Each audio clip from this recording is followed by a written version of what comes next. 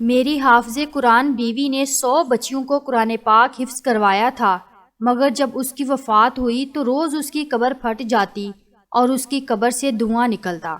میں روز اپنی بیوی کی نئی قبر بنوا کر آتا۔ لوگ پوچھتے کہ اس نے کون سا گناہ کیا تھا جس کی اسے سزا مل رہی ہے۔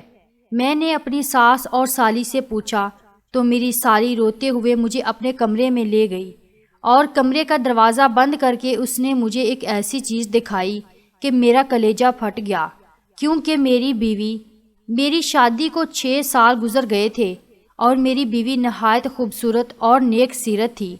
ان 6 سالوں کی رفاقت میں اس نے مجھے کبھی کوئی شکایت کا موقع نہیں دیا تھا۔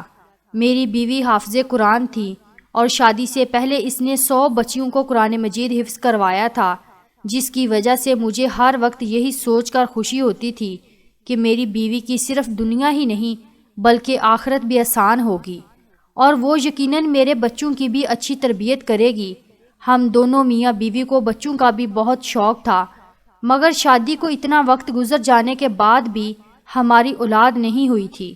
اب میں مایوس سا ہونے لگا تھا، اور ایسے موقع پر عموماً لڑکیاں سب سے پہلے نا امید اور دل برداشتہ ہونے لگتی ہیں، مگر میری بیوی اپنی اداسی ظاہر نہیں کرتی تھی اور صبر سے وقت گزار رہی تھی۔ پھر شادی کے اتنے سال بعد اللہ کو میری بیوی کا صبر پسند آ ہی گیا تھا اور ہمیں اولاد کی خوشخبری ملی۔ میں ان دنوں بہت خوش تھا اور اپنی بیوی کا بہت زیادہ خیال رکھا کرتا تھا، کیونکہ ڈاکٹر کا کہنا تھا کہ میری بیوی کو بہت زیادہ احتیاط کی ضرورت ہے۔ میرا بس نہیں چلتا تھا کہ میں اپنی بیوی کو بستر سے نیچے اترنے دوں۔ ہماری بہت زیادہ احتیاط اور دعاؤں کے باعث اللہ تعالیٰ نے ہمیں صحت مند اور پیارا سا بچہ دیا تھا، مگر بچہ پیدا ہوتے ہی میری بیوی کی طبیعت ایک دم بگڑ گئی تھی۔ میں نے ایسا تو بالکل نہیں سوچا تھا کہ بچہ ہوتے ہی میں اپنی بیوی کو کھو دوں گا۔ اپنی بیوی کی طبیعت کا سن کر میں نے اللہ سے اس کی زندگی کی بہت دعائیں مانگی، مگر میری دعائیں رد ہو گئیں اور میری بیوی اللہ کو پیاری ہو گئی۔ میں غم سے بے حال ہو رہا تھا۔ سب جاننے والے میرے لیے افسوس کا اظہار کر رہے تھے اور میں غم زدہ سا ایک کونے میں بیٹھا ہوا تھا۔ جب غسل وغیرہ دے کر تدفین کے لیے ہم قبرستان پہنچے تو آسمان پر بالکل سیاہ بادل پھیلا ہوا تھا اور دن کے وقت بھی ایسا لگ رہا تھا جیسے رات ہو گئی۔ جوں ہی میری بیوی کو دفن کیا گیا، نہایت تیز بارش شروع ہو گئی اور ایسی طوفانی ہوائیں چلنے لگی کہ سب حیران و پریشان رہ گئے۔ بیوی کو دفن کرنے کے بعد ہم سب اپنے اپنے گھروں کو پہنچے تھے۔ مجھے ایسا لگ رہا تھا جیسے موسم بھی میرے ساتھ میری بیوی کی موت کا غم منا رہا ہو۔ رات دیر تک تیز طوفانی جکڑ چلتے رہے تھے۔ میرا بچہ فی الحال میری بیوی کے گھر والوں نے سنبھالا ہوا تھا اور وہ لوگ بھی میرے گھر پر ہی قیام پذیر تھے، اس لیے میں بھی بچے کی طرف سے بے فکر ہو کر اپنے کمرے میں اکیلا بیٹھا اپنی بیوی کو یاد کرتا اور اسے یاد کرتے کرتے میری آنکھ لگ جاتی۔ صبح کے قریب میں نے خواب دیکھا کہ میری بدحال سی بیوی بہت بری طرح رو رہی ہے۔ اپنی بیوی کو اتنی بری طرح روتے دیکھ کر میں تڑپ اٹھا تھا اور عین اسی وقت میری آنکھ کھل گئی۔ باہر طوفانی بارش اور ہوائیں اب تھم چکی تھی اور آسمان بھی صاف ہو چکا تھا۔ اب مجھے وہ خواب پریشان کر رہا تھا۔ میں نے ہمیشہ اپنی بیوی کو ہنستے مسکراتے ہی دیکھا تھا۔ اس کا اس طرح رونا خواب میں بھی مجھے گھبراہٹ میں مبتلا کر گیا تھا۔ میں نے گھڑی پر وقت دیکھا تو فجر کا وقت تھا۔ میں نے اٹھ کر فجر کی نماز ادا کی اور اپنی بیوی کی مغفرت کی دعا کرنے لگا۔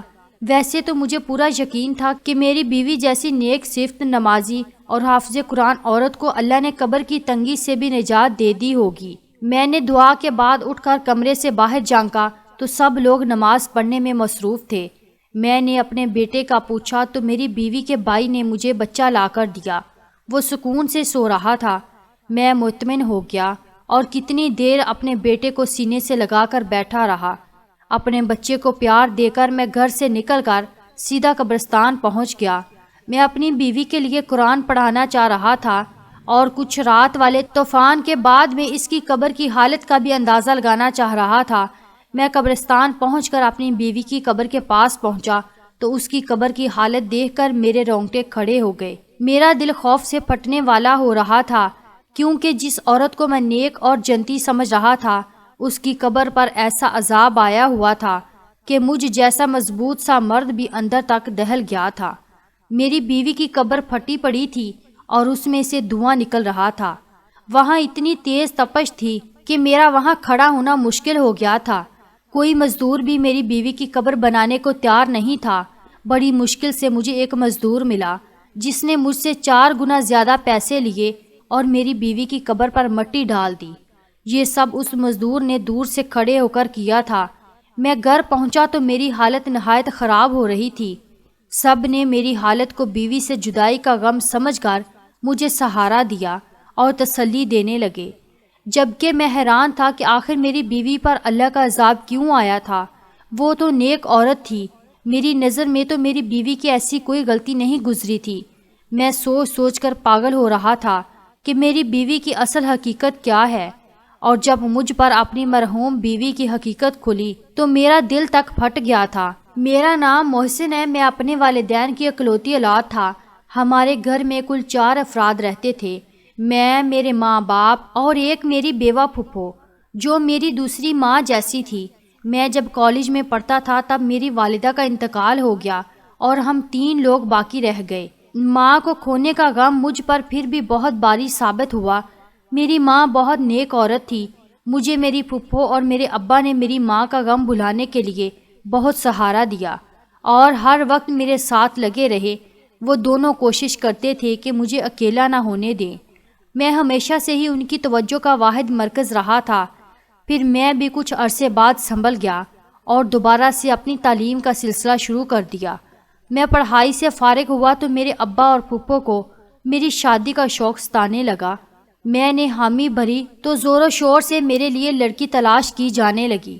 تب میری پھپھو کو اپنے مرحوم شوہر کے خاندان میں ایک لڑکی کا خیال آیا جس سے پھپھو کا اب بھی ملنا جلنا رہتا تھا۔ انہوں نے ہمیں بتایا کہ وہ لڑکی کم عمری سے ہی بہت سنجیدہ اور نیک تھی۔ اس کے والدین نہیں تھے اور وہ 2 بہنیں تھیں اور صرف ایک چھوٹا بھائی تھا۔ اس نے بہت بہادری سے حالات کا مقابلہ کیا تھا اور اپنے دونوں بہن بھائی کو اکیلا پالا تھا۔ حالانکہ وہ خود بھی بہت بڑی نہیں تھی، وہ نمازی اور حافظ قرآن تھی۔ گھر میں بچیوں کو قرآن مجید بھی پڑھاتی تھی اور اس کی دعا اور اس کے دیے ہوئے قرآنی تعویذات میں بہت اثر تھا، جس کی وجہ سے وہ تھوڑا بہت کما کر اپنا گھر چلا رہی تھی۔ میں نے یہ سب سنا تو بہت خوش ہوا۔ میں نے اسے دیکھے بنا ہی اس کے لیے حامی بھر لی اور پھپھو نے پہلی فرصت میں ہی اس کے خاندان کے بڑوں سے مشورہ کر کے میرا رشتہ اس لڑکی سے طے کر دیا اور جلد شادی بھی طے کر دی۔ میرا رشتہ طے ہوا تو میری بیوی نے یہی شرط رکھوائی کہ وہ بعد میں بھی اپنی بہن کی شادی ہونے تک اور بھائی کی تعلیم پوری ہونے تک ان دونوں کی مالی امداد کرتی رہے گی۔ مجھے اس بات سے کوئی اعتراض نہیں تھا، بلکہ میں نے سوچ لیا تھا کہ اگر مجھ سے بھی کوئی مدد ہو سکی تو کر دیا کروں گا۔ رشتہ طے ہونے کے بعد ہماری شادی کر دی گئی۔ میں نے اپنی بیوی کو دیکھا تو اس کا سیر ہو گیا۔ وہ نہ صرف اچھی سیرت کی مالک تھی بلکہ بہت خوبصورت بھی تھی۔ اس کے ساتھ چند روز رہ کر ہی میں اس کے بہت قریب ہو گیا تھا۔ وہ ہمیشہ دوسروں کی مدد کرنے کو تیار رہتی تھی۔ میری بیوی عین میری پھپھو کی بتائی ہوئی باتوں جیسی ہی تھی۔ اس نے کبھی مجھے کوئی پریشانی نہیں دی تھی اور میرے آرام و سکون کا بھی خیال رکھتی تھی۔ ہمارے گھر میں خوشحالی اور سکون تھا، بس صرف اولاد کی کمی تھی جو مجھے محسوس تو بہت زیادہ ہوتی تھی، مگر اپنی بیوی کے صبر سے مجھے بہت زیادہ سہارا ملا ہوا تھا۔ ہماری شادی کے 3 سال ہی میرے ابا وفات پا گئے۔ اپنے ابا کی وفات اور اپنی بے اولادی نے مجھے کچھ زیادہ بے سکون کر دیا تھا۔ میرے اندر صبر و شکر ختم ہونے لگا تھا۔ ایسے میں میری بیوی تھی جو مجھے ہر وقت اللہ کی مہربانیاں اور نعمتیں یاد دلاتی تھی۔ وہ مجھے صبر کی تلقین کرتی رہتی تھی۔ میں حیران تھا کہ وہ ایک لڑکی ہو کر مجھے حوصلہ دیا کرتی تھی، حالانکہ ہمارے خاندان والوں نے ہمارا جینا مشکل کر رکھا تھا کہ ہماری اولاد کیوں نہیں ہو رہی، اور میری پھپھو تو اٹھتے بیٹھتے ٹھنڈی آہیں بھرنے لگتی تھی اور میری بیوی کو باتیں سنانے لگی تھی، یوں جیسے یہ سب میری بیوی کے ہاتھ میں ہو۔ میں اپنی پھپھو کو سمجھا کر تھک چکا تھا، الٹا وہ ہم دونوں سے ہی لڑنے لگتی تھی کہ ہمیں علاج کروانا چاہیے تاکہ ہماری اولاد ہو سکے۔ اسی پریشانی میں وقت گزرتا چلا گیا۔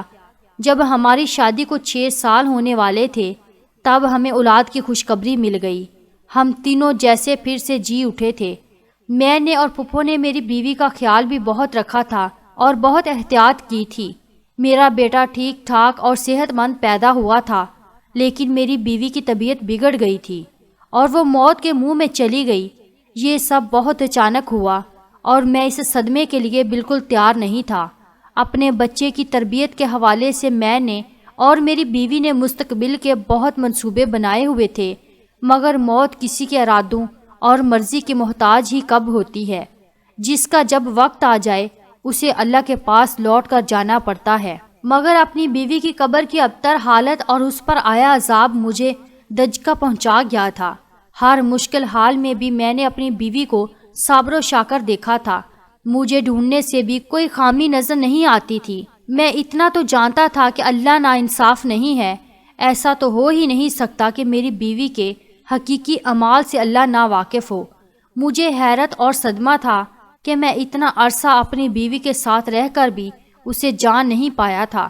مجھے دکھ یہ بھی تھا کہ اگر میری بیوی کوئی گناہ کر بھی رہی تھی تو کاش مجھے پہلے پتہ چل جاتا، تاکہ میں اسے اس گناہ سے روک لیتا اور اس عذاب سے بچا لیتا۔ میں پچھتاوے میں مبتلا تھا۔ گھر میں ان دنوں کیا چل رہا تھا اور میرا بیٹا راتوں کے وقت کون سنبھال رہا تھا، مجھے کچھ خبر نہیں تھی۔ میں بس اپنی مرحوم بیوی کے لیے بے چین رہتا تھا اور اللہ سے اس کی مغفرت کی دعا کرتا رہتا تھا۔ ایک روز پھپھو اچانک میرے پاس آئی اور سنجیدگی سے بولی کہ انہیں مجھ سے ضروری بات کرنی ہے۔ میری پھپھو نے مجھ سے جو بات کہی وہ مجھے یکدم غصہ دلا گئی تھی۔ میری بیوی کو مرے ابھی بمشکل 20-21 روز ہوئے تھے کہ میری پھپھو میری دوسری شادی کرنا چاہ رہی تھی۔ میں پھپھو سے ناراض ہونے لگا کہ انہیں میری مرحوم بیوی کا احترام کرنا چاہیے اور کم سے کم اتنی جلدی مجھ سے شادی کی بات نہیں کرنی چاہیے۔ جب میں ابھی صدمے میں تھا، پھپھو نے تحمل سے میری ناراضگی دیکھی اور پھر مجھ سے کہنے لگی کہ وہ بوڑھی ہو گئی ہیں، اس لیے مجھے یا میرے بیٹے کو نہیں سنبھال سکتی۔ انہیں بھی میری بیوی کی موت کا دکھ تھا۔ جب میں نے پھپھو کی ان باتوں کو کوئی بھی اثر نہ لیا تو پھپھو نے مجھ سے کہا کہ ٹھیک ہے، تم اپنا بیٹا خود سنبھالو یا پھر اپنا بیٹا اسی کو دے دو جو اسے دن رات ماں کی طرح سنبھال رہی ہے۔ میں پھپھو کی بات پر حیران ہوا تھا کہ میرا بیٹا کون سنبھال رہا تھا، کیونکہ میرے اندازے کے مطابق تو میرے بیٹے کو پھپھو ہی سنبھال سکتی تھی۔ مگر جب میں نے یہی سوال پھپھو سے کیا تو ان کے جواب نے مجھے بالکل لاجواب کر دیا تھا۔ پھپھو نے بتایا کہ میرا بیٹا اتنے روز سے میری مرحوم بیوی کی چھوٹی بہن سنبھال رہی تھی۔ پھر وہ چاہتی تھی کہ میں اپنی بیوی کی چھوٹی بہن سے نکاح کر لوں تاکہ میرے بیٹے کو ماں کا پیار ملتا رہے اور ہمارا گھر بھی سنبھالا رہے گا۔ میں پھپھو کی بات ماننے کو تیار نہیں ہو رہا تھا۔ میں اپنی بیوی کی جگہ کسی کو دینے کے لیے ابھی تیار نہیں تھا، مگر پھپھو کا دن بہ دن مجھ پر زور بڑھتا جا رہا تھا۔ وہ ہر دن مجھے میرا بیٹا دکھاتی تھی اور نہا دھو کر بالکل صاف ستھرا ہوتا تھا۔ پھپھو کی ضد تھی کہ میں اپنے بیٹے کی خاطر اپنی بیوی کی بہن سے نکاح کروں اور اسے ہمیشہ کے لیے اپنے گھر میں رکھ لوں۔ میں نے اپنے کام پر جانا شروع کر دیا تھا۔ میں سارا دن گھر سے باہر رہتا اور واپس آ کر خاموشی سے پھپھو کی ضد سنتا رہتا۔ ایک روز پھپھو نے مجھے بتایا کہ میرا سالہ ملک سے باہر جا رہا ہے۔ میں چونک گیا۔ مجھے میری بیوی اپنی زندگی میں ہی بتا چکی تھی کہ اس کے بھائی کی تعلیم مکمل ہو چکی ہے اور وہ نوکری کے لیے ملک سے باہر جانا چاہتا ہے۔ میری بیوی کوشش میں تھی کہ اس کے بھائی کے باہر جانے سے پہلے اس کی بہن کی شادی ہو جائے تاکہ وہ بعد میں اکیلی نہ رہ جائے، مگر اسے کوئی مناسب رشتہ نہیں مل رہا تھا۔ اب اپنی بیوی کے بھائی کے باہر جانے کا سن کر مجھے اس کی بہن کا خیال آیا۔ تب میں فکر مند ہو گیا۔ اب مجھے خیال آ رہا تھا کہ اگر میں مزید انکار کروں گا تو میری سالی میرے بیٹے کو سنبھالنے کے چکر میں ساری عمر کے لیے کنواری بیٹھی رہ جائے گی، یا پھر اس کی شادی کر دی جائے گی اور میرے بیٹے کو سنبھالنے والا کوئی نہیں ہوگا، کیونکہ پھپھو تو واقعی بیمار اور کمزور ہو گئی تھی اور ان کی بینائی بھی کم ہوتی جا رہی تھی۔ میں سوچ سوچ کر پریشان ہونے لگا اور تھک ہار کر میں نے اپنی پھپھو کی بات ماننے کا فیصلہ کیا اور ایک روز کام پر جانے سے پہلے پھپھو کو جواب دے دیا کہ وہ جیسا چاہتی ہیں کر لیں، مجھے کوئی اعتراض نہیں ہے۔ میرے جواب نے میری پھپھو کو خوشی سے نہال کر دیا تھا۔ میرے جاتے ہی شاید انہوں نے پیچھے تمام تیاریاں شروع کر دی۔ میں جیسے ہی کام سے شام کے وقت واپس آیا، یہ دیکھ کر حیران رہ گیا کہ پھپھو نے میرے نکاح کی ساری تیاری مکمل کر لی۔ میں تو ویسے بھی اس بات کے لیے خود کو راضی کر چکا تھا۔ تبھی میں خاموشی سے نکاح خواں کے سامنے بیٹھ گیا اور اپنے بیٹے کی خاطر یہ نکاح کر لیا۔ نکاح کے بعد میں اداس تھا اور اپنے کمرے میں بند ہو گیا۔ مجھے پریشانی تھی کہ نہ جانے میری یہ دوسری بیوی اپنی بڑی بہن کی طرح سمجھدار اور خوش مزاج تھی یا نہیں، اور یہ بھی کہ نہ جانے وہ میرا گھر کیسے سنبھال پائے گی۔ مجھے نہیں لگتا تھا جیسے میرا دل اپنی پہلی بیوی سے مطمئن تھا ویسے دوسری بیوی سے کبھی مطمئن ہو پائے گا۔ اس نکاح کے بعد بھی میرے وہی معمولات تھے۔ میں صبح سویرے کام پر چلا جاتا، شام کے وقت گھر لوٹتے ہی اپنے کمرے میں بند ہو جاتا۔ میری دوسری بیوی نے خاموشی سے میرا ہر کام سنبھال لیا تھا۔ میرا کمرہ بھی اب بالکل صاف ستھرا رہنے لگا۔ نہ چاہتے ہوئے بھی میرا دماغ اس بات کو سوچنے لگا تھا، اور عجیب بات تو یہ تھی کہ آج تک میں نے اپنی اس دوسری بیوی کو نہیں دیکھا تھا۔ میں نہیں جانتا تھا کہ وہ کیسی لڑکی ہے، کیونکہ میری پہلی شادی پر بھی اس نے مجھ سے پردہ کیا تھا۔ کیونکہ میری بیوی دینی معاملات کی سب سمجھ رکھتی تھی، اس لیے اس نے اپنی بہن کا مجھ سے پردہ کروایا تھا، اور وہ پردہ آج اس لڑکی سے نکاح ہو جانے کے بعد بھی قائم تھا۔ ایک روز میں کام سے جلدی واپس آیا تو اپنے کمرے میں اپنی دوسری بیوی کو دیکھ کر حیران رہ گیا۔ وہ اپنی بڑی بہن سے بھی زیادہ خوبصورت تھی، مگر ایسا نہیں تھا کہ میں حسن پرست تھا اور مجھے اس کا حسن متوجہ کر رہا تھا۔ مجھے جس بات نے اس کی طرف متوجہ کیا تھا وہ اس کے چہرے پر پھیلا سکون اور نرم تاثرات تھے۔ اسے دیکھ کر مجھے ایسا لگا تھا کہ جیسے وہ اپنی بہن کی موت سے بھی خوش اور مطمئن ہو۔ میں یہ بات سوچتے ہی عجیب کیفیت میں گر گیا۔ میں نے اسے غصے سے دیکھتے ہوئے سوال کیا کہ وہ اتنی مطمئن کس بات پر ہے۔ میرا سوال یقیناً اس کے لیے عجیب اور غیر متوقع تھا۔ وہ حیرت اور پریشانی سے مجھے دیکھنے لگی تو میں مزید بولا کہ اسے اپنی بہن کی موت کا افسوس ہی نہیں ہے، الٹا وہ اس کی جگہ لے کر بھی اتنی خوش کیسے رہ رہی ہے، جبکہ اس کی بہن جوانی میں موت کے منہ میں جا چکی تھی اور اس کی آخرت بھی جانے کیسی ہونے والی تھی، کیونکہ اس کو قبر میں یہ عذاب جھیلنا پڑ رہا تھا۔ میں نے اپنی مرحوم بیوی کا یہ راز غصے میں سوچے بغیر اس کی بہن کے سامنے بول دیا تھا، مگر میری بات پر جب اس کے چہرے کے تاثرات بدلے تو مجھے اپنی غلطی کا احساس ہوا اور میں چپ ہو گیا۔ میری دوسری بیوی کچھ دیر صدمے سے مجھے دیکھتی رہی اور پھر بری طرح رو پڑی۔ میں اسے روتا دیکھ کر بوکھلا گیا۔ روتے روتے وہ ایسی بات بولنے لگی جس نے مجھے ساکت کر دیا۔ وہ بار بار کہہ رہی تھی کہ مجھے یہی خوف تھا کہ بڑی باجی سے اللہ تعالیٰ ناراض ہو جائے گا اور اسے سخت عذاب دے گا، مگر وہ میری سنتی ہی نہیں تھی۔ میں اپنی بیوی کے الفاظ پر دنگ رہ گیا تھا، یعنی میری مرحوم بیوی کچھ ایسا کرتی تھی جس سے اس کی بہن بھی واقف تھی اور اسے روکتی تھی۔ جب میں نے اپنی بیوی سے تفصیل پوچھی تو وہ ہڑبڑا گئی اور بات بدلنے کی کوشش کرنے لگی، مگر میں نے جب سچ جاننے کے لیے التجا کی تو اس نے مجھے اپنی بڑی بہن کی اصلیت بتائی، جسے سن کر میرے ہوش اڑ گئے۔ اس نے بتایا کہ میری بہن واقعی نیک لڑکی تھی اور حافظ قرآن ہونے کی وجہ سے ہر وقت قرآن کی تلاوت کرتی رہتی تھی۔ ایک روز ہمارے محلے میں کسی بچے کو تکلیف ہوئی تو اس کی ماں کی پریشانی پر میری بہن نے جو ہی کچھ آیات پڑھ کر اس بچے پر پھونک دی، جس سے اس بچے کو آرام آ گیا۔ اس واقعے کے بعد میری بہن مشہور ہو گئی کہ وہ نیک بی بی ہے جس کے پاس بیماری اور تکلیف کی شفا ہے۔ اس کے بعد تو طرح طرح کے لوگ ہمارے گھر آنے لگے اور میری بہن تویز کے نام پر قرآن کی آیات لکھ کر دے دیتی تھی۔ وہ لوگ چند روپے دے کر چلے جاتے اور ہمارا گزر بسر ہونے لگا تھا، مگر مشکل حالات کے لیے ہمارے پاس کچھ نہیں تھا۔ اچانک ہمارے بھائی کا ایک گردہ فیل ہو گیا۔ وہ ہسپتال میں زندگی اور موت کی کشمکش میں تھا اور ہمارے پاس اس کے علاج کی رقم نہیں تھی۔ ہم بہت پریشان تھے۔ انہی دنوں ایک مرد میری بیوی کے پاس آیا، اسے بولا کہ وہ کسی لڑکی سے شادی کرنا چاہتا ہے، مگر وہ لڑکی شادی شدہ ہے۔ وہ چاہتا تھا میری بہن ایسا تویز دے کہ لڑکی کی طلاق ہو جائے اور وہ اسے پا لے۔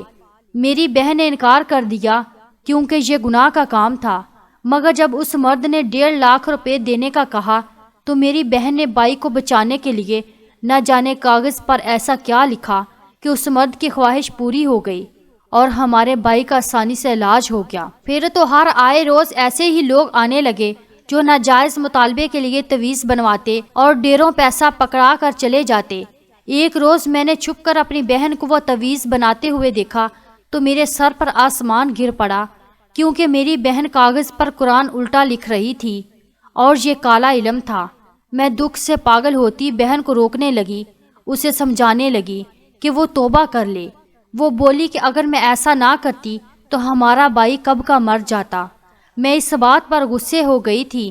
میں نے بہن کو کہا کہ اس سے تو اچھا تھا ہمارا بھائی مر جاتا، مگر وہ یہ حرام کام نہ کرتی۔ زندگی موت اللہ کے ہاتھ میں ہے۔ اپنی بہن کو بہت سمجھاتی رہی، مگر اب وہ لالچ میں آ چکی تھی۔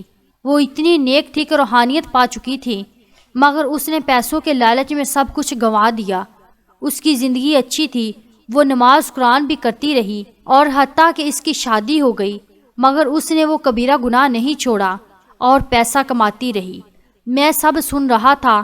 میری بیوی بول رہی تھی کہ میں ڈری رہتی تھی کہ اللہ تعالیٰ ناراض ہو گیا تو توبہ کی مہلت دیے بنا ہی موت دے دے گا اور سخت عذاب دے گا، اور میرا کہا سچ ہو گیا۔ میں گم سم ہو گیا تھا۔ میں اپنی بیوی کو اتنا نیک سمجھتا رہا اور وہ صرف دنیاوی پیسے کی لالچ میں اتنا بڑا گناہ کرتی رہی، اور میرے سامنے بیٹھی میری دوسری بیوی اس جیسی حافظ نہ ہونے کے باوجود اللہ کا خوف رکھتی تھی۔ اللہ تعالیٰ نے مجھے اب اصل میں نیک بیوی سے نوازا تھا۔ کالا علم کروانے والے اور کرنے والے دونوں کے لیے اللہ کے ہاں سخت عذاب ہے۔ کبھی بھی کسی اپنے کی شدید بیماری میں بھی اس گناہ کا مرتکب نہیں ہونا چاہیے، کیونکہ ہو سکتا ہے اس بیماری کے بعد جب موت آ جائے وہ اس کی نجات کا ذریعہ ہو۔